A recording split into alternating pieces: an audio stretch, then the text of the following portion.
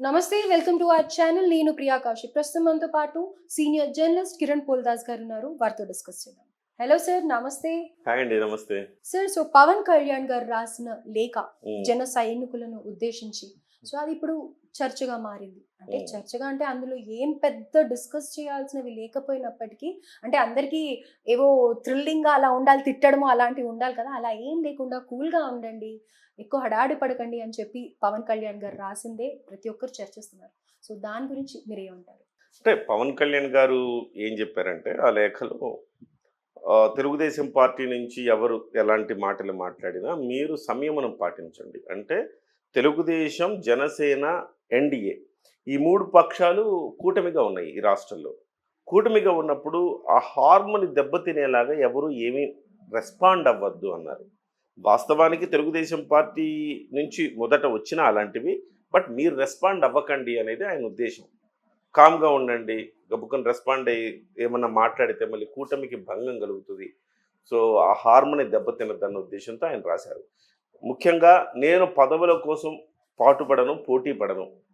పదవులు వస్తుంటాయి, ప్రజలకు సేవ చేయడమే నా లక్ష్యం అని చెప్పేసి ఆయన అంటే మాట్లాడారు. ఇక్కడ నారా లోకేష్ కి సంబంధించిన డిప్యూటీ సీఎం అవును, అదే డిప్యూటీ సీఎం వ్యవహారంలో జరిగిన ఈ తంతు అంతటికి దాని మీద ఆయన ఒక చిన్న సందేశం, సూచన అనొచ్చు, సందేశం అనొచ్చు, లేకపోతే చురకలంటించారు అంటారు కొంతమంది వాటిని.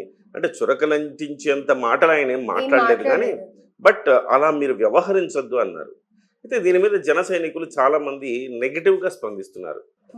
మాకేనా చెప్తారు, తెలుగుదేశం పార్టీ వాళ్ళకి ఏం చెప్పరా, వీర మహిళలను పట్టుకొని వీర్య మహిళలు అంటున్నారు, అలాంటప్పుడు మేము రెస్పాండ్ అవ్వద్దా, వాళ్ళు ఎన్ని మాటలు అన్నా కానీ మేము కామ్గానే ఉండాలా, ఇలాగా నొచ్చుకుంటున్నారనమాట. సో వాస్తవానికి ఆ, నొచ్చుకోవాల్సిన అంత అవసరం కూడా లేదు. కానీ గత కొన్ని రోజులుగా చూస్తుంటే, పొత్తు ఏర్పడిన నాటి నుంచి చూస్తుంటే ఈ అంశాలన్నింటిలో కూడా పవన్ కళ్యాణ్ గారే ఒక మెట్టు దిగి మాట్లాడుతూ వస్తున్నారు.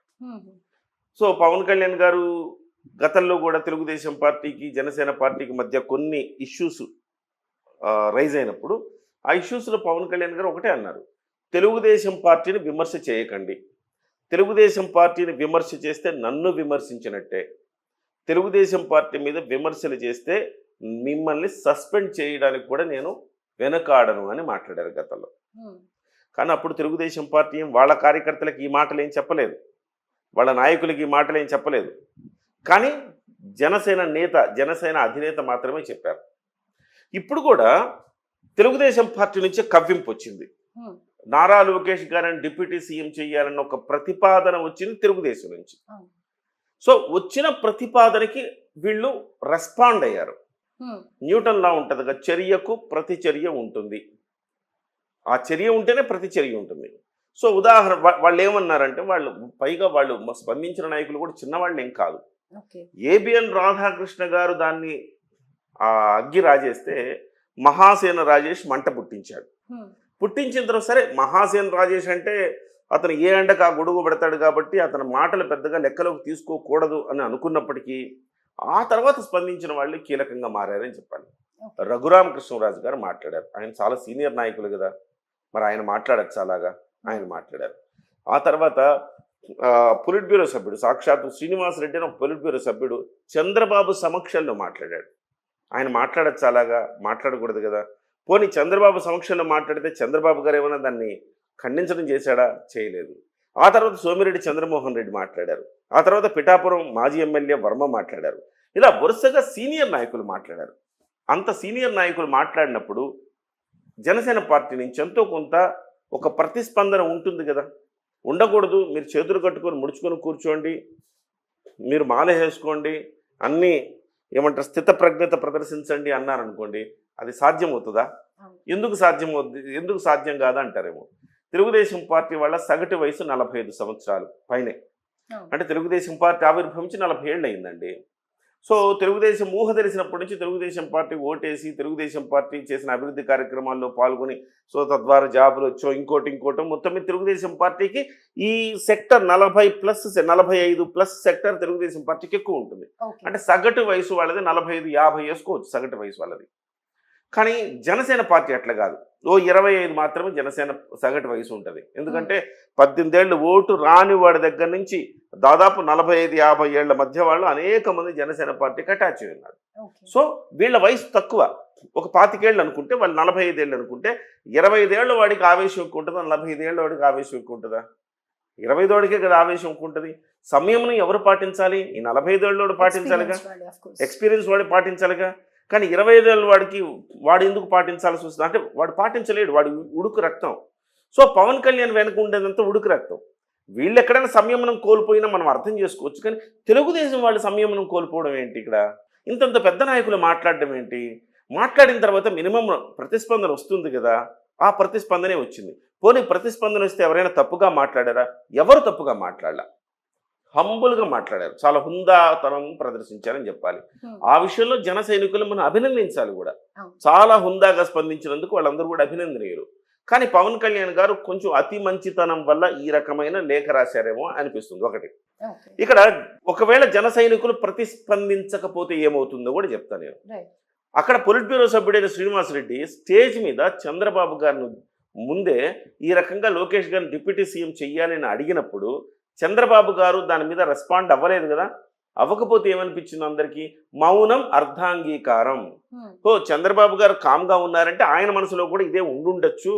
సో ఇది డిబేటబుల్ ఇష్యూ అని ఆయన అనుకోని ఉండొచ్చు. సో అందుకే ఆయన ఖండించలేదు కాబట్టి మనం కూడా మాట్లాడదామని చెప్పి సోమిరెడ్డి చంద్రమోహన్ రెడ్డి, వర్మ ఇలాంటి వాళ్ళందరూ కూడా మాట్లాడారు. సో ఒక రకంగా ఆ రోజు ఆయన స్పందించి ఖండించి ఉంటే ఇంత దూరం వచ్చేది కాదు అది. సో అంటే మౌనం అర్ధాంగీకారం అనుకుంటారుగా. ఇప్పుడు జనసేన వాళ్ళు కూడా కనీస ప్రతిస్పందన కూడా లేకపోతే అర్థం ఏంటి? జన సైనికులకు కూడా ఇష్టమే, మౌనం అర్ధాంగీకారమే. వాళ్ళు కూడా దీని మీద రెస్పాండ్ కాలేదంటే లక్ ఏంటి? లోకేష్ గారిని డిప్యూటీ సీఎం చేయడానికి వాళ్ళకు కూడా అభ్యంతరం లేదనే అని అనుకుంటారు. ఆటోమేటిక్ దాన్ని ఆ రకమైన స్టెప్ తీసుకునే అవకాశం ఉంది కదా. సో వీళ్ళు ప్రతిస్పందించారు కాబట్టి ఈ మొత్తం వ్యవహారం గందరగోళంగా మారుతోంది కాబట్టి దీన్ని వద్దు, ఇంకెవరు మాట్లాడద్దని చంద్రబాబు గారు చెప్పారు అన్అఫిషియల్గా. అఫిషియల్గా ఎక్కడ నోట్ రాలా. ఇవాళ వీళ్ళ బాధ కూడా అదే. మరి అసలు మొదలుపెట్టిన వాళ్ళు వాళ్ళే, మరి వాళ్ళు కదా లేఖ రాయాలి, వాళ్ళు కదా చెప్పాలి. అఫీషియల్గా వాళ్ళు ఏమీ చెప్పలేదు ఇప్పటి వరకు. కానీ మీరు అన్అఫిషియల్గా చెప్పారు. నాదెండ్ల మనోహర్ గారు అఫీషియల్గా చెప్పారు. మళ్ళీ పవన్ కళ్యాణ్ గారు అఫీషియల్గా ఒక సందేశం పేరుతో విడుదల చేశారు. అంటే వాళ్ళకేమి పద్ధతులు ఉండవు, వాళ్ళకేమి ఆంక్షలు ఉండవు, మాకు మాత్రమే అన్నీ అని చెప్పి నొచ్చుకుంటున్నారు, బాధపడుతున్నారు. చాలామంది అంటున్నారు మిమ్మల్ని మీరు చెప్పినా వినేది లేదు, మీకు ఎక్కడైనా అవమానం అయితే మేము ఇచ్చి పడేస్తాం, మీరు చెప్పినా వినేది లేదు అన్నట్టుగా మాట్లాడుతున్నారు. అంటే ఓవరాల్గా నేను చెప్పొచ్చేది ఏంటంటే అంటే ఇక్కడ వీళ్ళు ఇలా చాలా కంట్రోల్ గానే మాట్లాడుతున్నారు అని చెప్పుకోవచ్చు. దానివల్ల ఏముంటుంది అంటే వాళ్ళు రెస్పాండ్ అవుతున్నారు, వాళ్ళు కూడా అన్ని అబ్జర్వ్ చేస్తున్నారు, నోటీస్ చేస్తున్నారు అనే కదా తెలుస్తుంది. తెలుస్తుంది. అయితే పవన్ కళ్యాణ్ గారు కొంచెం అదొక వ్యూహమేమో అనుకుంటా కూడా నేను, ఒక రకంగా వ్యూహమేమో అది. ఆ రకంగా చెప్పి చూసారా, మీ వాళ్ళు రెచ్చగొట్టినా నా వాళ్ళు ఏ మాట మాట్లాడినా వెంటనే మీరు మాట్లాడద్దు అని చెప్పేసి లేఖ కూడా రాశాను. కనీసం ఒక్క మాట కూడా చెప్పలేదు అధికారికంగా అని రేపు పొద్దున అనటానికి ఉపయోగపడుతుంది అనుకున్నారు ఏమో పవన్ కళ్యాణ్ గారు, ఆ లేఖ రాశారు. ఏదేమైనా జన సైనికులు అనేవాళ్ళు అత్యంత బలవంతులు. ఈ దేశంలో జన సైనికులకు ఉన్నంత ఆవేశం, బలం, కొండను పిండి చేయగలిగిన శక్తి మరే పార్టీ కార్యకర్తలకు లేదేమో అన్నంతగా ఉంటారు వాళ్ళు. సో వాళ్ళని మోరల్గా పవన్ కళ్యాణ్ గారు కూడా ఆలోచించాలి. వెంటనే ఇలాంటివి రాసేసిన తర్వాత నిజంగా వాళ్ళు ఎవరైనా తప్పుగా మాట్లాడి చంద్రబాబు గారిని ఇంకోటి తప్పుగా మాట్లాడుంటే అది వేరే. ఆ రకంగా ఎవరూ మాట్లాడాలి. ఇంకా చెప్పాలంటే తెలుగుదేశం వాళ్ళు సోషల్ మీడియాలో నానా మాటలు అంటున్నారు పవన్ కళ్యాణ్ గారిని, చిరంజీవి గారిని. సో అంతే వాళ్ళు అంటున్నారు తప్ప వీళ్ళు అంటల్లా. అటువంటిప్పుడు పవన్ కళ్యాణ్ గారు ఇట్లా బహిరంగ లేఖ రాసినప్పుడు చంద్రబాబు గారు కూడా రాసి ఉంటే బాగుండేది కదా. సో ఆ రాయకపోవడం వల్ల వీళ్ళు ఇబ్బంది ఫీల్ అవుతున్నారు. ఏదేమైనా జన సైనికులు కూడా ఆలోచించాల్సింది ఏంటంటే పవన్ కళ్యాణ్ గారు ఆలోచన ఎట్లా ఉండుండొచ్చు అంటే నాకు తెలిసి ఇప్పుడు మనకు ఒక తండ్రి ఉన్నాడండి, పిల్లలు ఏదో బయటికి వెళ్ళారు ఆడుకోవడానికి, పక్కింటోడు ఎదురింటోడు వచ్చి కావాలని ఏదో 4 మాటలని గొడవ పడ్డాడు. గొడవ పడ్డప్పుడు ఎట్లుంటుంది, చాలామంది తల్లిదండ్రులు ఇట్టే ఉంటారు చూడండి. గొడవ పడ్డప్పుడు వెంటనే తమ పిల్లాడినే వెధవా ఎందుకురా బయటికి వెళ్ళి ఆడుకున్నావు, వాడికి ఎందుకు నీకంటే లేదమ్మా వాడిదే తప్పు అని అంటే తల్లిదండ్రులు అంటే వీళ్ళ తల్లిదండ్రులు ఏమంటారు, వాడి తప్పైనా కానీ నువ్వు అసలు వాడితో రేపటి నుంచి వాడితో ఆడుకోకు, నువ్వు మాట్లాడుకు అంటారు చూసారా. ఆ పేరెంట్స్ ప్రేమ అని మనం భావించాలి. రైట్. పవన్ కళ్యాణ్ గారి లేఖను ఆయన కూడా ఏమి పరుషంగా ఏం మాట్లాడలా, రెస్పాండ్ కాకండి అన్నాడు అంతే. సో ఆ రకంగా ఒక పేరెంట్స్ ప్రేమను చూపించి ఈ క్యాడర్కి ఈ సందేశం ఇచ్చాడని భావించాలి తప్ప దాన్ని నెగిటివ్గా తీసుకునే పరిస్థితులు కూడా లేవు. అంత పరుషంగా ఆయన కూడా అలా. ఏదేమైనా ఈ సందర్భంలో మనం అనుకోవాల్సింది ఏంటంటే చంద్రబాబు గారు కూడా అలాంటి లేఖ ఒకటి రిలీజ్ చేస్తే ఒక సహృద్భావాన్ని పెంపొందించిన వారు అవుతారు. కేవలం పవన్ కళ్యాణ్ వైపు నుంచే ఆ ప్రేమ ఉండి వాళ్ళ నుంచి ఆ ప్రేమ లేకపోతే ఎక్కువ కాలం కొనసాగదు కదా. కాబట్టి ఆయన కూడా ఒక లేఖ ఈ రకంగా బహిరంగంగా విడుదల చేస్తే గనక ఈ సోషల్ మీడియాలో ఈ ఎక్స్ స్పేసెస్లో మాట్లాడుకునే వాళ్ళందరూ కూడా కొంచెం ఒళ్ళు దగ్గర పెట్టుకొని అనవసరమైన మాటలు మాట్లాడకుండా ఉంటారు. ఎక్స్పెక్ట్ చేయొచ్చా సార్ చంద్రబాబు నాయుడు గారి దగ్గర నుంచి? చేయలేమండి. ఎందుకంటే లాస్ట్ టైము కూడా అలానే జరిగింది. లాస్ట్ టైం చంద్రబాబు నాయుడు గారిని ఏమన్నా అంటే సస్పెండ్ చేస్తే ఇమ్మీడియట్గా పార్టీ నుంచి అని పవన్ కళ్యాణ్ గారు అన్నారు, కానీ చంద్రబాబు నాయుడు గారు అనలేదుగా. సో వాళ్ళు ట్రెడిషనల్ పాలిటిక్స్ చేసేవాళ్ళు. వాళ్ళు కూడా ఏమనుకుంటారంటే నాట్ ఓన్లీ చంద్రబాబు అందరూ కూడా ఇలా మనం వాడిని కట్టడి చేయడం ఎందుకు, వాడు అంటానే ఉండాలా, మనం అన్నది అంటుండాలా, అట్లా అవసరం వచ్చినప్పుడు అవే మనకు మంచి కూడా చేస్తాయి అని చెప్పేసి అట్లా వదిలేస్తారు ట్రెడిషనల్ పాలిటిక్స్లో. ఆ ట్రెడిషనల్ పాలిటిక్స్ చేసే వ్యక్తే కాబట్టి చంద్రబాబు నాయుడు గారు మనం ఆయన నుంచి ఎక్స్పెక్ట్ చేయలేం. బట్ పవన్ కళ్యాణ్ ట్రెండ్ సృష్టిస్తాడు కదా కొత్తగా. సో ఆయన కొత్త ట్రెండ్ ఇదంతా కూడా. ఈ వాళ్ళనే కంట్రోల్ చేయడం, వాళ్ళకి ముందు జాగ్రత్తలు చెప్పడం. సో ఏదేమైనా ఎవరి పొలిటికల్ ఫంక్షనింగ్ వాళ్ళది. పవన్ కళ్యాణ్ గారు కూడా ఏమి అంత అమాయకులేం కాదు. ఆయన వ్యూహాలు, ఆయన వ్యవహారాలు అన్ని ఆయన కూడా ఇంకా వేరే కోణం ఏదో ఉంది అని అనుకో. కోణం ఏం లేదు దాంట్లో, కానీ ఆయన ఎక్కడ ఇవ్వాలో అక్కడ ఇచ్చి పడేస్తున్నాడు, ఎక్కడ తగ్గాలో అక్కడ తగ్గుతున్నాడు, ఎక్కడ పెరగాలి అక్కడ పడుతుంది, ఎక్కడ ఇచ్చి పడేయాలో అక్కడ ఇచ్చి పడేస్తున్నాడు.